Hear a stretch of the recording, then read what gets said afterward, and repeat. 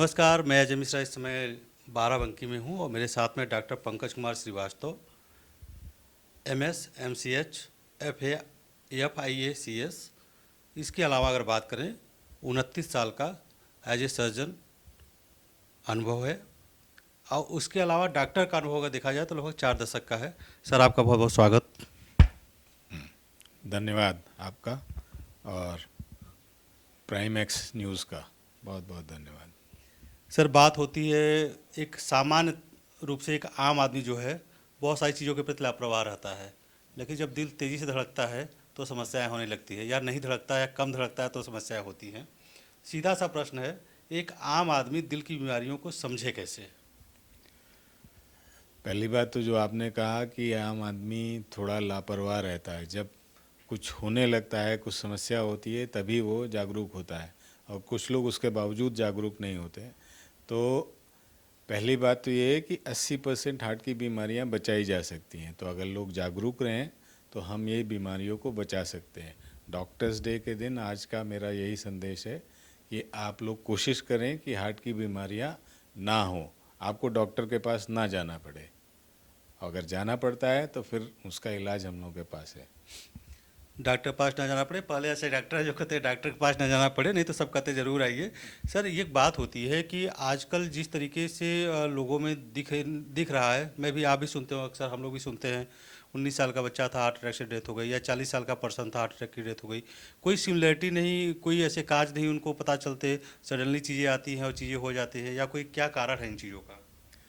हाँ, बिल्कुल सही कहा आपने। और आजकल हम लोग भी इसी पे बात करते हैं कि यंग लोगों में हार्ट की बीमारियां ज़्यादा पता चल रही हैं। और पता चलती है तो आदमी तब तक कोलैप्स कर गया, कोई जिम में कोलैप्स कर गया, कोई डांस करते करते कोलैप्स कर गया, कोई सीट पे बैठे बैठे ही कोलैप्स कर गया, कोई स्कूल में कर गया। तो ये बीमारियां एक्चुअली बढ़ रही हैं। और इस समय अगर इंडिया में जाना चाहेंगे तो करीब मेरे ख्याल से 8 से 8.5 करोड़ लोगों को हार्ट की बीमारियां हैं। तो अगर ये हार्ट की बीमारियां बढ़ रही हैं तो इसमें कई कारण हैं, सिर्फ एक कारण नहीं है, कई सारे कारण हैं। और कारणों में जो कहते हैं कि हम लोग, कुछ चीज़ें होती हैं जो हम लोग चेंज कर सकते हैं और कुछ होती हैं जो हम लोग नहीं चेंज कर सकते हैं। जैसे बढ़ती उम्र के साथ प्रॉब्लम बढ़ेगी, हार्ट की प्रॉब्लम बढ़ेगी, वो हम नहीं चेंज कर सकते। मेल्स को हार्ट की प्रॉब्लम ज़्यादा होती हैं, उसको हम नहीं चेंज कर सकते। और रेस, मतलब being an Indian is a risk factor, मतलब इंडियन होना भी अपने आप में रिस्क फैक्टर है, क्योंकि हमको अमेरिकन्स और यूरोपियंस के कंपैरिजन में 4 गुना बीमारियां ज़्यादा होती हैं और चाइनीज़ जापानीज़ के कंपैरिजन में 20 गुना हार्ट की प्रॉब्लम्स ज़्यादा होती हैं। तो ये चीज़ें हम नहीं चेंज कर सकते हैं, लेकिन क्या क्या हम लोग चेंज कर सकते हैं, उस पर हम लोगों को बात करनी चाहिए। और उसमें सबसे इम्पॉर्टेंट है कि हम लोग lack of physical activity, Indians में फिज़िकल एक्टिविटी का मतलब कहना चाहिए कि बहुत कमी है। हम लोग उतनी मेहनत नहीं करते, स्पेशली शहरों में। और अब तो गांव में भी लोग जो है थोड़ा सा कहें कि आलसी होते जा रहे हैं, या हम लोग को सुविधाएं बढ़ती जा रही हैं, तो हम लोग फिज़िकल एक्टिविटी नहीं करते हैं। दूसरा, कई और बीमारियां बढ़ रही हैं जो कि हार्ट की बीमारी में योगदान देती हैं अपना, जैसे डायबिटीज़ है, ब्लड प्रेशर है, कोलेस्ट्रॉल बढ़ना है। तो ये सारी चीज़ों को अगर कंट्रोल करके रखा जाए तो हार्ट की बीमारियां कम हो सकती हैं। ओबेसिटी, वेट का बढ़ना, उसको अगर कम किया जाए तो हार्ट की बीमारियां कम हो सकती हैं। हम लोग जो आजकल उल्टा सीधा खाना खाते हैं, जो ट्रांस फैट ज़्यादा जाता है, जो फास्ट फूड जाता है जिसमें नमक ज़्यादा होता है या चीनी ज़्यादा होती है, ये सारी चीज़ों को अवॉइड करना चाहिए। टोबैको किसी भी फॉर्म में, स्मोकिंग, या आजकल यहाँ पे जो सुर्ती, किसको कहते हैं, पान मसाला कहते हैं, ये सब, इसको अगर अवॉइड करें तो बहुत सारी हार्ट की बीमारियां बच सकती हैं। तो ओबेसिटी को कंट्रोल करें, डायबिटीज़ कंट्रोल करें, ब्लड प्रेशर कंट्रोल करें, कोलेस्ट्रॉल को कंट्रोल करें, फिज़िकल एक्टिविटी बढ़ाएं, नमक और घी तेल का सेवन कम से कम करें, शुगर का सेवन कम से कम करें। तो अगर ये सारी चीज़ें हम कर सकते हैं तो हम हार्ट की बीमारियों को बचा सकते हैं, या कम से कम तो कर ही सकते हैं। बात जब हार्ट की बीमारी की होती है सर, तो एक तो बात हो गई कि जो प्रिवेंशन है, जो आपने बताया कि ये करके आप बचा सकते हैं, लेकिन अगर बीमारी हो गई, जैसे जनरली देखने में आता है, बताते हैं हाँ ब्लॉकेज है, स्टेंट डालना पड़ेगा, एक नहीं दो डालना पड़ेगा, उसके बारे में क्या कहना है आपका? देखिए, जब हार्ट की बीमारी हो ही गई तो उसका तो इलाज करना ही पड़ेगा। एक होता है कि आपको इमीडिएटली किसी पेशेंट को हार्ट अटैक हुआ, अगर हार्ट अटैक होने के 6 घंटे के अंदर आप किसी ऐसे हॉस्पिटल में पहुंच सकते हैं जहां पे एंजियोग्राफी एंजियोप्लास्टी की सुविधा मौजूद है, तो ज़रूर एंजियोग्राफी हो जानी चाहिए, पता चलना चाहिए कहाँ पे ब्लॉक है। और हम लोग बोलते हैं कल्प्रिट लीजन, मतलब जिसकी वजह से हार्ट अटैक आया, अगर उसको एंजियोप्लास्टी की जा सकती है, जिसको प्राइमरी एंजियोप्लास्टी कहते हैं, तो उसको ज़रूर करा लेना चाहिए। उससे हार्ट का डैमेज बच जाता है। मान लीजिए कि हार्ट अटैक हो गया और हम टाइम से नहीं पहुँचे, कुछ टाइम लग गया, हमको नहीं पहुँच पाते, तो फिर अर्जेंट एंजियोग्राफी की ज़रूरत नहीं है, लेकिन एंजियोग्राफी करा लेना चाहिए, जिससे हमको ये पता चले कि ब्लॉक्स कहाँ हैं। कभी कभी होता है कि ब्लॉक्स की मात्रा कम है, मान लीजिए 50% से कम है, कोई 30%, 40%, 50%, तो उसको दवा से काम चलाया जाता है। मान लीजिए कि एक नस में ब्लॉक है या 2 नस में ब्लॉक है, जिसकी छल्ला डालना जिसको बोलते हैं, एंजियोप्लास्टी बोलते हैं, वो किया जा सकता है, तो वो हम लोग करा सकते हैं। और एक होता है कंडीशन कि भाई छल्ले नहीं डाले जा सकते, बीमारी ज़्यादा बढ़ गई है, तो उसके लिए फिर बाईपास ऑपरेशन किया जाता है। तो ये सब सुविधाएं जो है, एक्चुअली लखनऊ में तो बहुत सारे हॉस्पिटल्स में है, शेखर में भी है, हिंद में भी हम लोग एंजियोप्लास्टी एंजियोग्राफी के लिए तैयारी कर रहे हैं।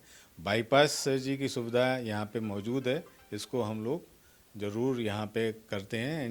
पिछले 5-6 महीने से हम लोग यहाँ पे रहें, और हम लोग ने यहाँ पे bypass surgery, wall replacement, heart में छेद, ये इन सब की सर्जरी यहाँ पे हिंद हॉस्पिटल में हम लोग करते हैं। बात अभी आपने कही वाल्व की बात की, एक कॉमन चीज़ें देखने को मिलती है, लोगों का वाल्व ख़राब हो गया, कुछ लोग कहते हैं इसको रिप्लेस कराना पड़ता है, रिप्लेस करने के बाद शायद 9-10 साल बाद फिर प्रॉब्लम हो जाए। एक अवधारणा है लोगों की, तो वाल्व के बारे में क्या कहना है?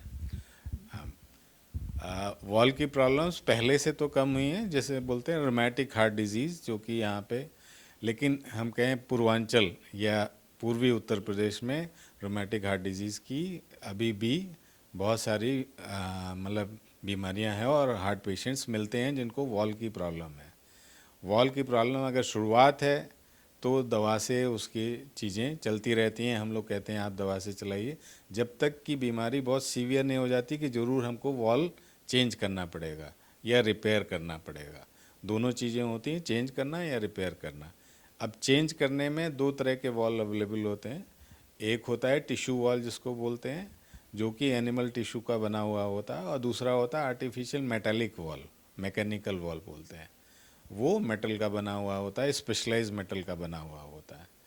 तो वॉल जो मेटल का बना हुआ होता है उसकी अपनी लाइफ अनंत होती है, मेटल की कोई लाइफ नहीं होती। मेटल कितना भी चल सकता है, लेकिन जब भी हम कोई चीज़ आर्टिफिशियल बॉडी में डालते हैं, हार्ट में डालते हैं, तो बॉडी उसको ग्रेजुअली अपना बनाने की कोशिश करती है। तो उसके ऊपर अपना, जैसे कहें कि आप लेमन लैंग्वेज में, कि उसका अपना मास चढ़ता जाता है, उसके लेयर बाय लेयर चढ़ता जाता है।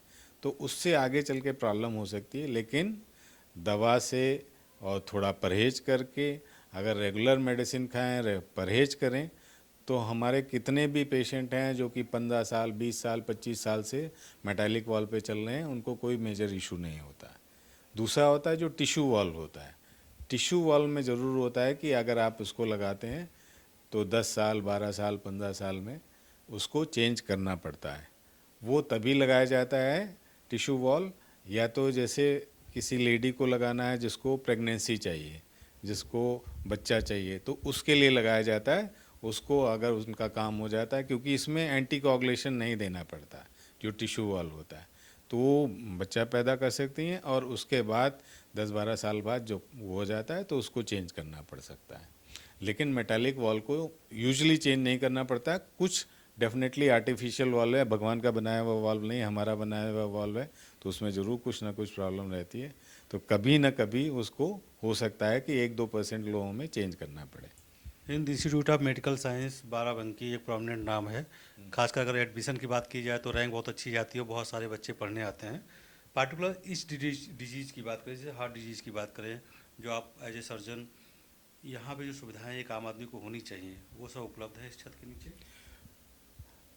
मैं यहाँ पे, आपने मेरा वो देखा कि मैं 14 साल साउथ में रहा, केरला में रहा, चेन्नई में रहा, और 10 साल में डिवाइन में मेडिकल डायरेक्टर और सीनियर कंसल्टेंट कार्डियक सर्जन रहा।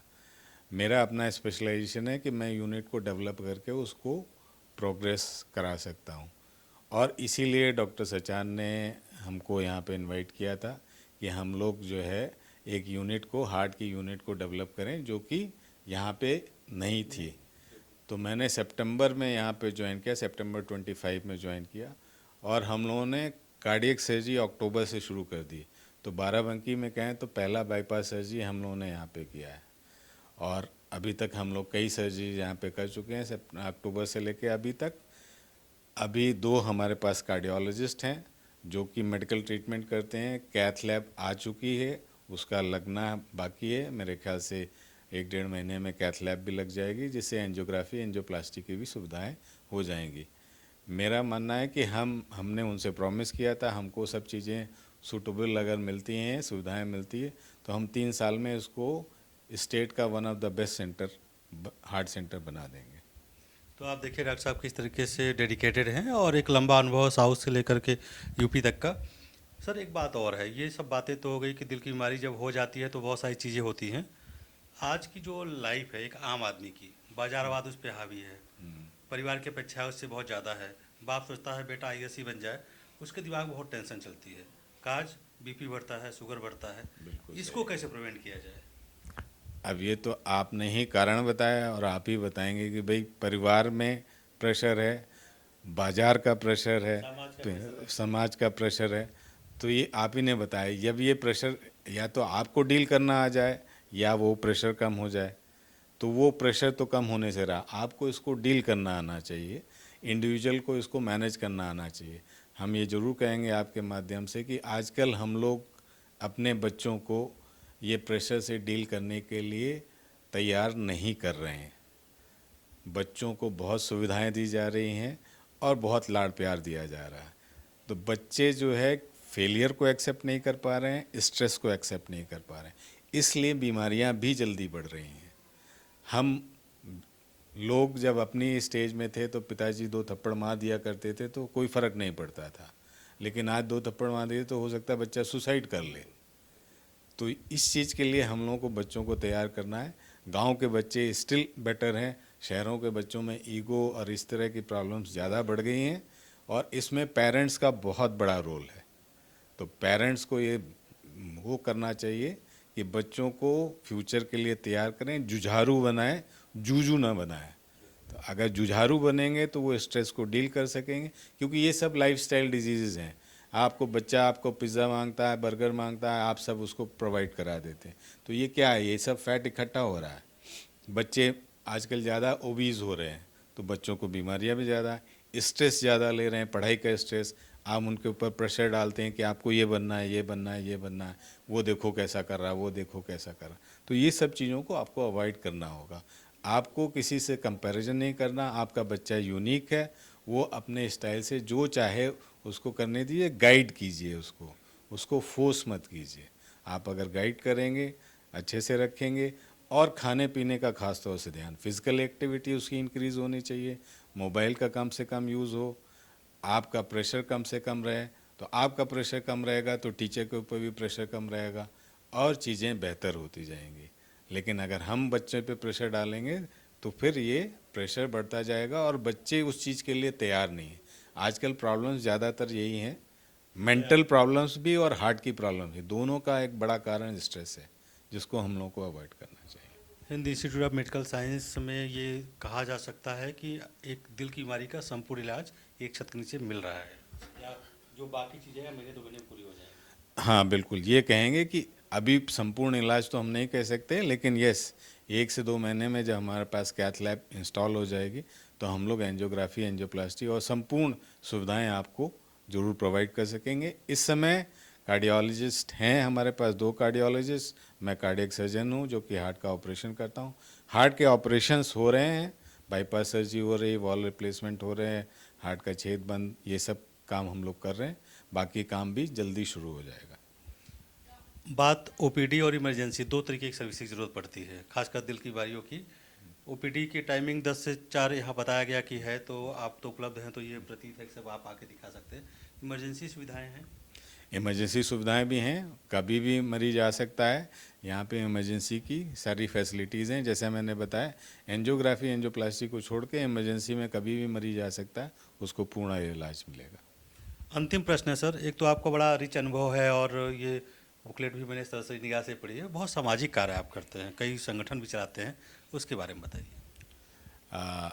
हमने एक संगठन बनाया था केरला में जब मैं था 2011 में, तो जैनस इनिशिएटिव नाम की एक संस्था हम लोगों ने स्थापित की थी और उसका कार्य केरला में भी हम लोगों ने बहुत सारे हेल्थ कैंप किए और अब यूपी में आने के बाद भी हम लोगों ने बहुत सारे काम किए हैं। बेसिकली हेल्थ और एजुकेशन में काम करते हैं। हम लोगों ने बच्चों को स्कॉलरशिप देने का भी प्रोग्राम रखा हुआ है। इस समय हम लोग करीब 22 बच्चों को स्कॉलरशिप दे रहे हैं, 12,000 रुपीज़ पर ईयर के हिसाब से 3 साल के लिए देते हैं 12th के बाद। और ये स्कॉलरशिप इतनी आसानी से नहीं मिलती है, इसके लिए लोकल लेवल पे डिस्ट्रिक्ट लेवल पे एक टेस्ट होता है, रिटन टेस्ट होता है, फिर रिटन इंटरव्यू होता है, फिर लखनऊ में फाइनल इंटरव्यू होता है। उनकी इकोनॉमिक कंडीशन देखी जाती है, उनका फोकस देखा जाता है, उनका एटीट्यूड देखा जाता है और तब कहीं जाके उनको ये स्कॉलरशिप मिलती है। 50 बच्चों को करीब हम लोग दे चुके हैं, 22 बच्चों को इस समय मिल रही है। दूसरा हम लोग प्रोग्राम चलाते हैं हेल्थ कैंप्स डिफरेंट डिस्ट्रिक्ट्स पे, स्पेशली पूर्वांचल में ज़्यादा हम लोगों का वो रहता है, गोंडा, बहराइच, बस्ती, बलरामपुर, श्रावस्ती, गोरखपुर, फैजाबाद, ये एरिया में हम लोग का काम ज़्यादा है, उसमें हम लोग काम करते हैं। एक हम लोगों ने एक स्किल ट्रेनिंग सेंटर के हैं, छोटा स्कूल जो है बहराइच में खोल रखा है, जिसमें बच्चों को फ्री में कंप्यूटर की ट्रेनिंग दी जाती है, इंग्लिश, हिंदी, मैथ्स ये सब भी सिखाया जाता है। लड़कियों को सिलाई कढ़ाई गांव की लड़कियों को सिखाई जाती है, तो ये सारा काम भी किया जाता है। और एक छोटा सा मंदिर हमने बहराइच में बनाया, वो भी हनुमान जी का मंदिर है, वो भी बना हुआ है। तो ये सारे काम रहते हैं। हम लोग बच्चों को हाइजीन किट भी बांटते हैं, जैसे अब जुलाई अगस्त का सीज़न आया, बरसात आई है, तो हम लोग बच्चों को हाइजीन किट बांटते हैं, जिसमें साबुन, टूथपेस्ट, टूथब्रश, नेल कटर, ये सारी चीज़ें रहती हैं, क्योंकि अगर बच्चों की हाइजीन मेंटेन रहे तो उनकी बीमारियां होने की संभावना बहुत कम हो जाती है। तो ये हम लोगों का प्रयास है कि हम लोग इसको करते रहें। देखिए डॉक्टर साहब, बहुत कहिए बहुआयामी प्रतिभा के धनी हैं और लगातार वर्षों से कर रहे हैं, और ये जो इंस्टीट्यूशन है Hind institute of medical science जो कि बाराबंकी में स्थित है, यहाँ पे आप आइए, आपको एक बेहतर इलाज बजट में मिलेगा और विशेषज्ञ डॉक्टर बैठे हुए हैं, आपने इनकी बातों को सुना। फिलहाल अभी के लिए मैं जब अपने साथी काजल के साथ में सर बहुत बहुत धन्यवाद आपका। बहुत बहुत धन्यवाद, नमस्कार।